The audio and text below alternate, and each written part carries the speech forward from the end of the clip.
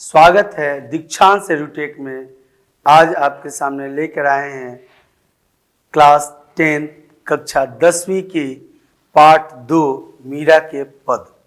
NCERT syllabus के अंतर्गत part 2 Meera के पद जो सिलेबस में अंकित है हमारे, लेकर आए हैं। संतोष सर के साथ आज मीरा के पद पढ़ेंगे और एक आधुनिक तरीके से पढ़ करके मीरा के पदों की व्याख्या तथा पद की गरिमा और महिमा समझेंगे। मीरा अक्षर ज्ञान उनके पास नहीं था, परंतु वह विशेष ज्ञान की ज्ञाता थी, जिसके वजह से मीरा के पदों को कई वर्षों से अपने सिलेबस पाठ्यक्रम में रख करके पढ़ा जा रहा है। ग्रेजुएशन लेवल तक उसके ऊपर भी मीरा के पद पढ़े जाते हैं। मीरा श्री कृष्ण की अनन्य भक्त थी, यह सर्वविदित है, सभी जानते हैं। श्री कृष्ण की अनन्य भक्त मीरा के बारे में पहले हम समझें।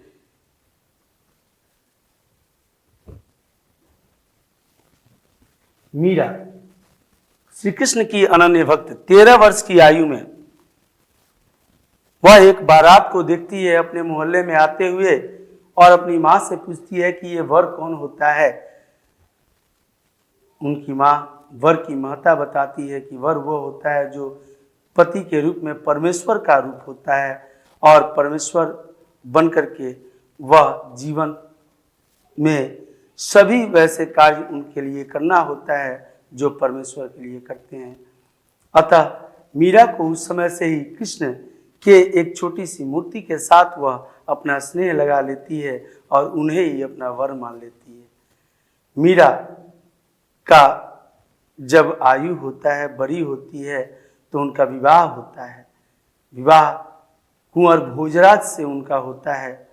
कुंवर भोजराज उनके पति के रूप में प्राप्त होते हैं, परंतु बिना किसी बच्चे को जन्म दिए ही भोजराज एक युद्ध भूमि में वीरगति को प्राप्त हो जाते हैं और मीरा विधवा हो जाती है।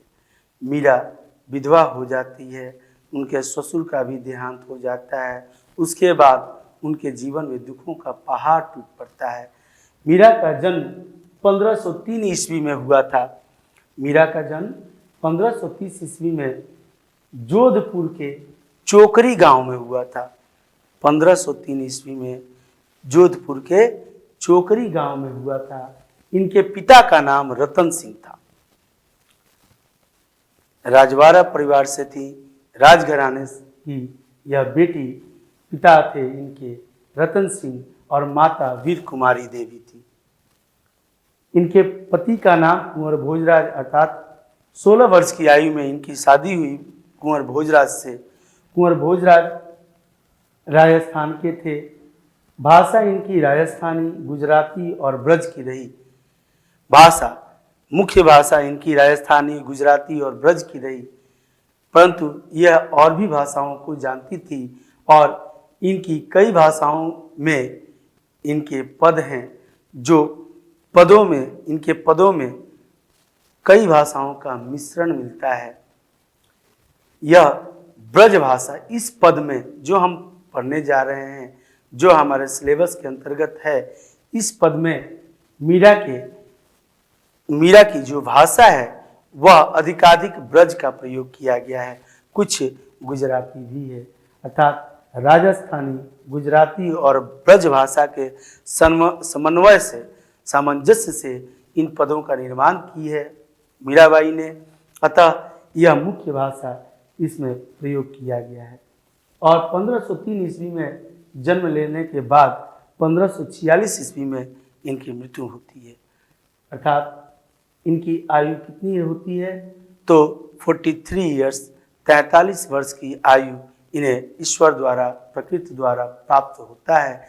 और इतने ही दिनों में यह अमरत्व को प्राप्त कर लेती हैं, श्री कृष्ण में अपनी धुनी लगा करके, अपना स्नेह लगा करके, श्री कृष्ण से प्रेम करके, प्रेम वियोग में रही हैं आजीवन, परंतु इनका प्रेम इतना श्रेष्ठ था जो सर्वश्रेष्ठ प्रेम का उदाहरण बना और आज यह अमरत्व को प्राप्त किए हैं। हमारे इतिहास के गर्व से, इतिहास के पन्नों में यह अमर है, क्योंकि इनका शरीर तो नहीं दिखता, लेकिन नाम हम भूल नहीं सकते। इनके पदों में वह रस, वह माधुर्य, वह प्रेम झलकता है। और यह प्रेम कैसे झलकता है? तो यह जब अपने पिता के घर से अपने पति के घर आती हैं और पति का देहांत हो जाता है, तब इनके ही परिवार वाले इन्हें हेय दृष्टि से देखने लगते हैं। इन्हें इनके पति और ससुर के मृत्यु का कारण समझने लगते हैं। अधिकांशतः परिवार में ऐसी बातें होती रहती है और खास करके महिलाओं के साथ ऐसी बातें होती थी। उसे ही किसी भी अकारण मृत्यु अथवा अकारण किसी दुख विपदा का परिवार पर एक ही साथ आ जाना, एक नवागंतुक महिला के आने पर या किसी बेटी के जन्म लेने पर किसी दुर्घटना का घटित होना, उस बच्ची को ही इसका कारण मान लिया जाता था और उसे प्रताड़ना दी जाती थी। ऐसे ही कुछ सोच, ऐसे ही कुछ सिद्धांतों के आधार पर मीरा के परिवार वालों ने इन्हें एक बार दूध में विष देकर के मारने की भी कोशिश की, परंतु कृष्ण में धुनी लगाने के वजह से इनकी आस्था इतनी मजबूत थी। यह कृष्ण को अपना आराध्य, अपना देव, अपना पति, अपना सर्वस्व मानती थी। इन्हें उस विष का कोई कुप्रभाव इनके शरीर पर नहीं पड़ा, परंतु जब इन्हें यह पता चला कि इनके ही परिवार में इन्हें हेय दृष्टि से देखा जा रहा है, इन्हें कम आंका जा रहा है, इनका कोई मान सम्मान प्रतिष्ठा मर्यादा नहीं रह सकती है इस परिवार के अंतर्गत, तो उन्होंने श्री कृष्ण के धाम वृंदावन जाने का निर्णय लिया। जब वह वृंदावन गई, वृंदावन में जाने के बाद से वहां पर साधु और संतों के बीच इनको कई साधु संत से मुलाकात हुआ और यह साधु संतों के साथ रहने में तमाम सुख संपदा छोड़ करके अपने पिता राज परिवार की यह बेटी थी। वहां से आने के बाद अपने पति के घर, यह भी राज परिवार था, किसी चीज की महल में कमी नहीं होती थी, परंतु कृष्ण के धुनी में, कृष्ण के प्रेम में वह अपने आप को इतना न रम गई थी कि वह कृष्ण के लिए ही वृंदावन चली आई थी। यहाँ साधु संतों के बीच उन्हें बहुत ही अच्छा लगता था और इसी बीच उन्हीं संतों में एक संत रैदास से इनकी मुलाकात हुई और संत रैदास को इन्होंने अपना गुरु बना लिया। संत रैदास जी के शिक्षा शिविर के अंतर्गत इन्होंने उनसे शिक्षा ग्रहण की। वही संत रैदास जो संत रविदास के नाम से भी जाने जाते हैं, जिनके लिए कहा जाता है कि मन चंगा तो कठौती में गंगा, और यही बात सार्थक होती है मीरा के लिए भी, मीरा के जीवन में भी। उनका मन चंगा था तो उनके भी कठौती में श्री कृष्ण, उनके पति स्वरूप तो कहीं मिले नहीं, परंतु उससे कम भी नहीं रहा उनका जीवन। और पति स्वरूप वह सदैव से कृष्ण को ही मानती थी और इतना मानती थी कि आज पूरा दुनिया मानता है कि मीरा श्री कृष्ण की है, थी, मीरा श्री कृष्ण की है और मीरा श्री कृष्ण की ही रहेगी। श्री कृष्ण मीरा के हो गए। कृष्णमय, उनको गिरधर कही, गोपाल कही, उनको लाला जी कही, उनको प्रेम पूर्वक उन्होंने जिन नामों से पुकारा वो सभी नाम उनके पर्याय बनते गए। मीरा के पदों से उनके जितने भी नाम उभर कर सामने आए वह सभी कृष्ण के पर्यायवाची शब्द के अंतर्गत विश्व भर में हिंदी साहित्य के अंतर्गत पढ़े और पढ़ाए जाते हैं। श्री कृष्ण इस्कॉन टेम्पल, जो कृष्ण के भक्त हैं, पूरे विश्व भर में फैले हुए हैं। श्री कृष्ण एक आइकॉन हैं, एक ऐसे देव हैं जो जिन्हें पूरी दुनिया पूजती है। विष्णु के अवतार माने जाते हैं और विष्णु के 8वें अवतार श्री कृष्ण प्रेम लीला को प्रदर्शित किए थे इस धरा पर। उनके पहले राम अवतार में, विष्णु के राम अवतार में उन्होंने पुरुषों में उत्तम बनकर के पुरुष के कर्तव्यों का निर्वहन किया, पालन किया और दिखाए दुनिया को कि पुरुष के कर्तव्य क्या क्या होते हैं और किस तरह से उन्हें इन सभी कर्तव्यों को निभाना चाहिए।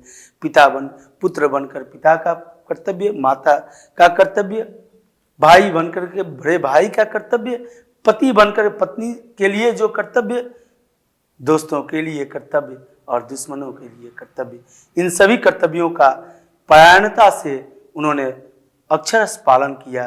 अतः हम राम को पुरुषोत्तम के नाम से जानते हैं। श्री कृष्ण के अवतार में श्री कृष्ण ने प्रेम लीला, छल और माखन चोरी करके तो चोरों के नाम में शुमार हासिल किए। यशोदा नंदन वह ऐसा गोकुल का कोई घर नहीं था जिस घर ने उनके ऊपर आरोप न लगाया हो कि यह उसके घर का माखन खा गए हैं, वो भी मांग के नहीं, चोरी करके।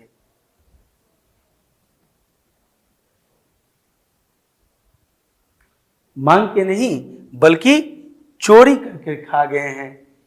अब देखिए, मीरा के पद को हम देखें। मीरा हमेशा से ही कृष्ण की रही और कृष्ण में ही इनकी धुनी रमी रही। आगे देखिए इनके पदों में, इनके 2 पद पढ़ने हैं हमें इस पाठ के अंतर्गत। जिन 2 पदों में, मीरा के इन 2 पदों में जो इस पाठ में व्याख्या के लिए तत्पर है, तैयार है, इन 2 पदों में प्रथम पद, पहले पद में मीरा श्री कृष्ण को भक्त वात्सल्य बताती हैं कि आप तो भक्तों के वात्सल्य हैं, अर्थात भक्तों के रक्षक हैं, आप भक्तों के बुलावे पर चले आते हैं। छात्रों, भक्त और भगवान में बड़ा कौन होता है? निसंदेह भक्त ही होता है, क्योंकि भक्त के एक आवाज पर, एक आगाज पर ईश्वर को अपने धाम से भक्त के पास आना पड़ता है। भक्त के लिए ही भगवान को कहीं भी आना पड़ता है और भक्त की लालसा, इच्छा की ध्यान रखते हुए उसे पूरा भी करना पड़ता है। इसी की वह वृतांत वर्णन करते हुए अपने पहले पद में कहती है मीरा। आइए देखते हैं क्या कहती है। मीरा कहती है कि हरि आप हरो जनरी भीर। हरि आप हरो, हरो मने हरते हो, जनरी मने लोगों की, जनरी का अर्थ हुआ लोगों की, भीड़।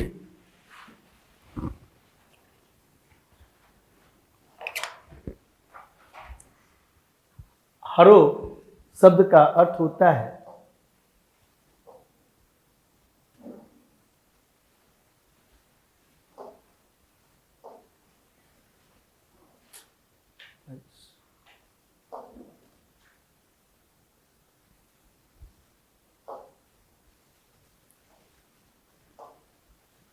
हरो शब्द का अर्थ होता है हरते हो। हरि आप हरो जनरी भीर,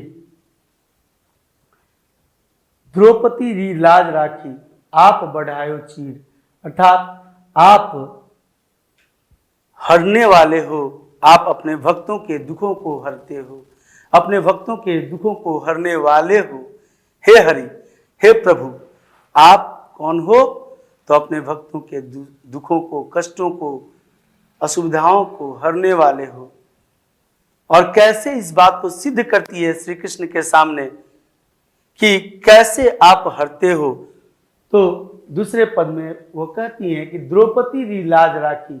द्रौपदी री यह राजस्थानी शब्द है।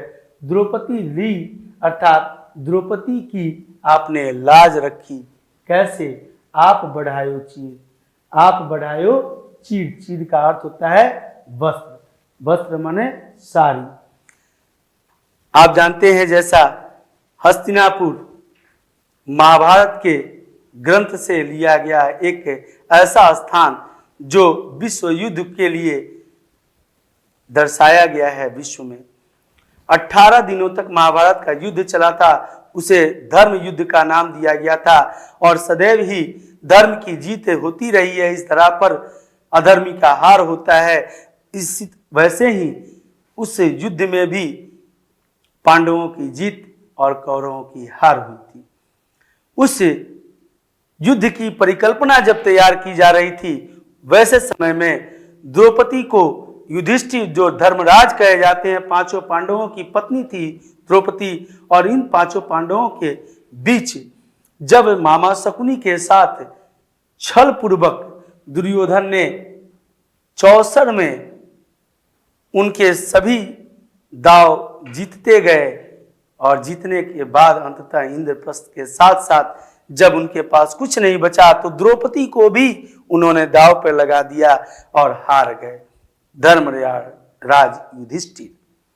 जब धर्मराज युधिष्ठिर हार गए तो द्रौपदी को दुशासन अपने दुस्साहस से, अपने दुष्टता से खींच करके, बाल पकड़ के, उनके बालों को पकड़ के खींच करके राज दरबार में लेकर आया और राज दरबार में ला करके उसका चीर हरण, वस्त्र हरण अर्थात उसके साड़ी को खोलना शुरू कर दिया। धृतराष्ट्र तो अंधे थे, कौरवों के पिता धृतराष्ट्र अंधे थे, परंतु उनकी सज्ञानता इतनी थी क्योंकि राज्य गद्दी पर वह बैठे हुए थे, उन्हें यह पता थी कि द्रौपदी के साथ उनका ही पुत्र उस राजमहल में उसी कुल की कुलवधू का क्या हस्र कर रहा है एकमात्र खेल के वजह से, परंतु वह चुप रहे। विश्व पितामह जैसे महा विद्वान, जिनके सामने उस समय धरा पर कोई धनुधर नहीं था, कोई योद्धा नहीं था जो उनके सामने आकर उनका सामना करने को तैयार हो सके, वह थे उस युद्ध, उस ये में राजा के दरबार में कई ऐसे योद्धा थे जो विश्व विख्यात प्रख्यात योद्धा थे, परंतु वैसे जगह ऐसे घिनौनी हरकत को जब अंजाम देने लगे दुशासन, तो दुशासन के दुस्साहस से वह डरी सहमी। द्रौपदी जब देखी कि हमारे पति, हम जिस कुल के वधू हैं उस कुल के लोग, ये सभी लोग यहाँ पर खड़े हैं और सभी इस तमाशा को देख रहे हैं, हमारा ही देवर लगने वाला यह दुशासन हमारे पति के छोटे भाइयों में से एक, यह हमारा वस्त्र हरण कर रहा है। एक स्त्री की लाज, एक स्त्री की मर्यादा, एक स्त्री की इज्जत, प्रतिष्ठा, सम्मान खुलेआम इस राज दरबार में सभी विद्वानों, विद्वता से परिपूर्ण विदुर जैसे महामंत्रियों के सामने हो रहा है और सभी मुक्तदर्शी बने हुए हैं। उस समय वह अपने आप को जब किसी भी तरह से सक्षम न पा सकी और अपनी अक्षमता को देखते हुए उन्होंने हाथ खड़े कर दिए और कहा, हे कृष्ण, हे ईश्वर, हे भगवान, अगर मेरी भक्ति तुम्हारे लिए है तो मेरी लाज तुम्हारे हाथों में है, तुम ही अब मेरी लाज बचा सकते हो। भक्त के उस आराधना पर, उस विनती पर श्री कृष्ण को आना पड़ा। अंतर्ध्यान रूप से वह आकर के और दुशासन उनकी सारी खींचते गया, खींचते गया, खींचते गया, खींचते खींचते थक गया, परंतु साड़ी का दूसरा छोर उसके शरीर से अलग नहीं हुआ, क्योंकि वह कृष्ण की माया थी जो कृष्ण उनकी साड़ी को कम होने ही नहीं देते थे। अंततः दुशासन अपने दुस्साहस से ही स्वयं हार करके, थक करके बैठ गया और कहा कि नहीं, यह द्रौपदी की लाज है, द्रौपदी की लाज मुझसे हरी नहीं जा सकती, क्योंकि मैं तो थक गया। अपने पुरुषत्व पर प्रश्न चिन्ह लगते हुए देख करके दुशासन को उसी समय शर्म से डूब मरना चाहिए, परंतु दुर्योधन और दुशासन यह ऐसे दुष्ट प्रवृत्ति के थे जो युद्ध भूमि तक आए, यह अलग बात है। तो मीरा कहती है कि हे कृष्ण, आप तो ऐसे भक्त वात्सल्य हो, आप तो ऐसे भक्तों को अपने रक्षा करने वाले हो कि द्रौपदी जब असहाय थी उसने आपको पुकारा और आप वहां जाकर उसे संरक्षण प्रदान किए, उसे उसके कष्टों से निवारण दिए, उसकी लाज रखी। दूसरे उदाहरण में कहती है कि भगत कारण रूप नरहरि धरियो आप शरीर। भगत कारण, इसमें देखिए नाम नहीं है, लेकिन जहां की बात कह रही है, कितनी बड़ी बात, एक लाइन में, एक पंक्ति में मीरा ने लिखा। उनके पास सर्टिफिकेट तो नहीं था किसी क्लास का, MA BA या PhD का, परंतु कितनी विद्वता थी यह उनके एक लाइन के शब्दों से, अक्षरों से यह पता चलता है। इसीलिए तो हम सिलेबस अपने पाठ्यक्रम के अंतर्गत पढ़ते हैं। दूसरे में कहती है उदाहरण में कि भगत कारण, यह तब की बात है जब इस धरती के, इस पृथ्वी के राजा हिरण्यकश्यप नाम का एक दुष्प्रवृत्त राजा, एक राक्षस राजा राज करता था। हिरण्यकश्यप धरती का राजा, समस्त धरती उसके अधीन थी और वह स्वयं को ईश्वर मानता था। वह सभी से कहता था कि मैं ईश्वर हूं। अपने प्रजा से समस्त मंदिरों को ध्वस्त करा करके अपनी मूर्ति बना करके सबको पूजा करने के लिए बाध्य किया। सभी को कहा कि मैं तुम्हारा जीवन दाता, मेरे कृपा से तुम्हारा जीवन है, मैं जिस दिन चाहूं, जिसको चाहूं मार सकता हूं, क्योंकि मैं हूं धरा का राजा। मेरी ही पूजा आपको करनी चाहिए और इस जनता को, समस्त जनता को मेरी ही पूजा करनी ही पड़ेगी। क्यों? क्योंकि मैं अन्नदाता, जीवनदाता हूं, मैं तुम्हारा ईश्वर हूं। अगर कोई दूसरे किसी ईश्वर की पूजा आराधना करते हुए देखा जाएगा, उसे मृत्यु दंड दिया जाएगा। घमंड किसी का रहता नहीं, और यही हुआ हिरण्यकश्यप के साथ भी। उनके ही घर में, उनके ही पुत्र के रूप में एक विष्णु भक्त का अवतार होता है, जन्म होता है। उनकी ही भार्या की, उनकी ही पत्नी के गर्भ से एक पुत्र का जन्म होता है, जो हिरण्यकश्यप का ही अंश होता है, जिसका नाम प्रहलाद था। प्रहलाद हिरण्यकश्यप का पुत्र होते हुए भी विष्णु का अनन्य भक्त था। प्रहलाद को भी उस दुष्ट पिता ने, जो पिता अपने पुत्र के एक कष्ट के लिए मात्र अपना जीवन तक कुर्बान करने से पीछे नहीं हटते, वहीं पर वह राजा बना हुआ पिता सिर्फ इस बात के लिए कि मेरा अधीनता स्वीकार नहीं मेरा ही पुत्र कर रहा है, तो उसे गरम धधकती हुई आग पर रखी हुई कढ़ाई के तेल में, गरम तेल में अपने ही पुत्र को उठा के डाल दिया। परंतु ईश्वर की कृपा हुई, वह तेल जो खौल रहा था गर्म, वह फूलों से भरा हुआ कड़ाह बन गया और उसमें हंसता हुआ प्रहलाद दिखाई दिया।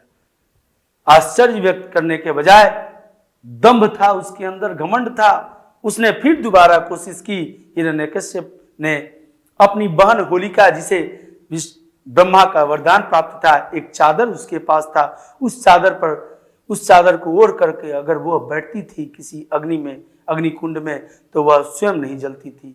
अर्थात उस चादर की महिमा थी जिसके बदौलत वह जल नहीं पाती थी। निसंदेह होलिका, जो हिरण्यकश्यप की बहन थी, उसने अपने तपोबल से, अपने तपस्या के बल से ईश्वर से वह चादर प्राप्त की थी, लेकिन उसका दुरुपयोग उसने किया, इसलिए वह गलत थी। उसने अपने भाई के कहने पर एक पूरे राज्य भर से कूड़ा करकट एक जगह जमा करने के बाद उस पूरे अलाव के ऊपर अग्नि लगाने से पहले अपने भतीजे प्रहलाद को ले करके होलिका बैठी उस चादर के साथ। चादर स्वयं ओढ़ी थी और उसको अलग कर दी थी ताकि वह जलकर भस्म हो जाए। क्यों? क्योंकि वह हिरण्यकश्यप को अपना ईश्वर मानना नहीं चाहता था, सिर्फ इतनी सी बात के लिए। और यह बात तो सत्य थी, परंतु हिरण्यकश्यप अपने दंभ में भरा हुआ था और वह हिरण्यकश्यप अपने दंभ में भरा हुआ और वह यह चाहता था कि मैं किसी भी स्थिति में ऐसे किसी व्यक्ति को क्षमा न करूं, माफ न करूं जो हमारा आधीनता स्वीकार न करता हो।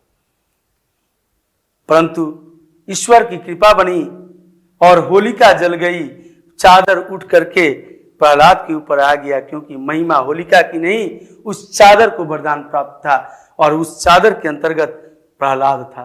प्रहलाद बच गया और होलिका दहन हो गई, जिसको पारंपरिक रूप से आज तक हम भारतवासी होलिका दहन के रूप में मनाते हैं। होली के एक दिन पहले अपने नगर के, अपने गांव के, अपने पंचायत के एक ओर, एक छोर पर होलिका सजाकर होलिका का दहन करते हैं। एक परंपरा बना ले करके हम करते हैं। वास्तव में उस के बाद जब हिरण्यकश्यप ने पूछा प्रहलाद से कि तुम्हारा ईश्वर अगर है तो कहां है, बताओ कहां है, उसका एड्रेस दो। उसने कहा कि ईश्वर को आप कहते हैं कहां है, ईश्वर कहां है, ईश्वर तो कण कण में व्याप्त है, आप जहां खोजे वहीं है। उसने कहा क्या इस खंबे में है हमारे राजमहल के? उन्होंने कहा प्रहलाद की हां है, आप याद तो करो, ईश्वर को जहां खोजोगे वही है। ईश्वर तो अपने भक्तों के लिए ही है, बन के तो दिखा दो पहले भक्त। और तब प्रहलाद के आह्वान पर ईश्वर आते हैं वहां नरसिम्हा के अवतार में। प्रकांड विद्वान था हिरण्यकश्यप और अपनी विद्वता को अपने घमंड के चादर से ओढ़ करके वह कुकृत करता था, अच्छे कर्म नहीं करता था, दुष्कर्म को अंजाम देता था, इसलिए वह गलत था। और ऐसी उपलब्धियां, ऐसी बल जो किसी गलत कार्य के लिए प्रयोग किया जाता है अधिक दिन तक नहीं रहता। इस बात से यही सबक मिलता है। इसीलिए अपने बल को सुकर्मों में ही लगाना चाहिए, दुष्कर्मों में नहीं। परंतु वहां पर उस हिरण्यकश्यप को वरदान प्राप्त था कि ईश्वर द्वारा कि वह न दिन में मर सकता है, न रात में, न सुबह में, न शाम को, न नर से, न मादा से, न अस्त्र से, न शस्त्र से, न आकाश में, न पाताल में, न धरा पर, न पशु से, न पक्षी से। अर्थात उसे अमरत्व का वरदान तो प्राप्त नहीं था, परंतु उसके समतुल्य वह वरदान प्राप्त करके रखा था अपने पास। और उन सभी वरदान जो उसके पास थे, उन सभी वरदान की लाज रखते हुए भगवान विष्णु हिरण्यकश्यप को मारने के लिए नरसिम्हा का अवतार लिया, आधा नर आधा सिंह। न अस्त्र से, न शस्त्र से, नाखूनों से, न जमीन पर, न आकाश, न जमीन पर, अपने जंघे पर, न अस्त्र से, न शस्त्र से, अपने नाखूनों से। न नर थे, न मादा थे, न पशु, न पक्षी। इन सभी कंडीशन, शर्तों को ठीक करते हुए वरदान स्वरूप ही उनका वध किया, उनका पेट अपने नाखूनों से फाड़ करके, और वह नरसिम्हा बने। मीरा कहती है कि आप भक्त के कारण ही नरहरि नरसिम्हा का अवतार लेकर के इस पूरे जग को, प्रहलाद ही नहीं वरन पूरा सृष्टि, पूरा ब्रह्मांड, पूरा धरती इस बात से खुशी हुआ जब हिरण्यकश्यप सबके बीच से विदा हुआ, भगवान द्वारा वध कर दिया गया। बुढ़ तो गजराज राखियो काटी कुंजर पीर। और तीसरे उदाहरण में कहती है, उदाहरण देती है, कृष्ण को याद दिलाती है कि आप ऐसे हो वात्सल्य। कहती है कि आप तो गजराज यानी गजों के राजा, हाथियों के राजा एरावत की बात कहती है। एरावत इंद्र के हाथी को कहा जाता है। एरावत भले ही इंद्र की हाथी थी, लेकिन वह विष्णु की अनन्य भक्त थी, जो सोनपुर में, सोन नदी में स्नान प्रतिदिन करके वहां हरि के दर्शन करती थी मंदिर में, और उन्हें कमल का एक पुष्प चढ़ाती थी। उसी स्नान और कमल के पुष्प के लिए वह नदी में प्रवेश की थी हाथी एरावत। और उसी समय एक ग्राह अर्थात एक मगरमच्छ उसे अपना ग्रास बनाने के लिए, अपना भोजन बनाने के लिए उसके पैर को से निगलना शुरू कर दिया। हाथी जब स्वयं को अक्षम मानी सक्षमता उसका जवाब दे गया, तब वह अपने सूंड खड़ी कर दी और आराध्य को पुकारी कि हे ईश्वर, हे भगवान, अब मेरा प्रतिष्ठा, मेरा जान तुम्हारे हाथों में है। और तब वैसी स्थिति में भगवान अपने धाम से गरुड़ पर सवार होकर अपने वाहन पर वहां आते हैं और आकर के अपने सुदर्शन चक्र से उस ग्राह का वध करते हैं, उसका गर्दन काटते हैं। जितने अंदर तक उस हाथी का पैर गया रहता है वहां तक काट देते हैं। काटने के बाद उनके हाथों से मृत्यु को प्राप्त कर उसे स्वर्ग की प्राप्ति होती है और हाथी की भक्ति की मर्यादा रहती है। मीरा इन सभी तथ्यों को एक साथ रखते हुए कहती है कि हे ईश्वर, हे प्रभु, आप तो ऐसे भक्त वात्सल्य हो। आपने हरि आप हरो जनरी भीड़, आप तो इस तरह से भीड़ हरते हो। द्रौपदी री लाज राखी, आप बढ़ायो चीर। द्रौपदी की लाज रख दी आपने, उनकी चीर को बढ़ा करके। उसके बाद भगत कारण रूप नरहरि, धरयो आप शरीर। बुढ़तो गजराज राख्यो, जो डूब रहा था गजराज, बुढ़तो का अर्थ होता है बूढ़े हो गए अर्थात डूबने वाले, गजराज का रखे हैं आप। काटी कुंजर पीर, उसके पीड़ा को हरे हैं आप मगरमच्छ के गर्दन को काट करके। ऐसे ही हे श्री कृष्ण, इस दासी, आपकी दासी मीरा, मैं आपकी दासी हूं, मेरी भी है दासी मीरा लाल गिरधर, हरो नारी भीर। हे प्रभु, आप भी मेरे दुखों, मेरे संतापों, मेरे कष्टों को हरो। जिस प्रकार से आपने द्रौपदी की बड़ी सभा में उसकी चीर बढ़ाकर लाज रखी, जिस तरह से आपने प्रहलाद का, अपने भक्त का, हिरण्यकश्यप से मुक्ति दिलाने के लिए नरसिंहा का अवतार लेकर के उनका वध किया, जिस प्रकार से आप गजराज के आराध्य हैं और उनकी आराधना पर आप अपने धाम से वहां तक पहुंचे और मगरमच्छ का वध करके उनके रक्षा की, ठीक उसी प्रकार इस दासी के भी संतापों को, कष्टों को दूर करें। हे प्रभु, आपसे यही विनती है हमारी। अर्थात मीरा के पहले पद में अपने आराध्य देव के लिए भक्त वात्सल्य का रूप सौंदर्य उन्होंने वर्णन किया है। हे प्रभु, आप सबकी असुविधाएं तथा दुख हरने वाले हैं। आप, इसके भावार्थ यह है, हस्तिनापुर के राजमहल में द्रौपदी के चीर हरण के समय उनके अंग वस्त्र को अनंत कर, अनंत का अर्थ होता है बढ़ते ही चला गया, रुका ही नहीं, अनंत कर उनकी लाज रखी। भगत प्रहलाद की रक्षा हेतु नरसिंहा का अवतार लिया तथा बूढ़े ऐरावत हाथी की पुकार सुनकर उसके प्राण की रक्षा की। हे प्रभु, मैं आपकी दासी मीरा, मेरे भी दुख संतापों का उसी तरह निवारण कर मुझे कृतार्थ करे। यही तो विनती कर रही है। और यह विनती उनका श्री कृष्ण के लिए एक आग्रह है, एक निवेदन है, जिसे निसंदेह श्री कृष्ण ने पूरा भी किया, तभी तो मीरा आज अमरत्व को प्राप्त है। आशा करते हैं छात्रों आप लोगों को बेहतर तरीके से समझ में आया है और यह व्याख्या है। इस व्याख्या को समझने के बाद आप इस पाठ से आए हुए समस्त प्रश्नों के उत्तर देने की स्थिति में हैं। इसका दूसरा जो पद है, मीरा का दूसरा पद, यह दूसरे भाग में आपको मिलेगा। मेरे साथ जुड़े रहें और आगे जब दूसरा भाग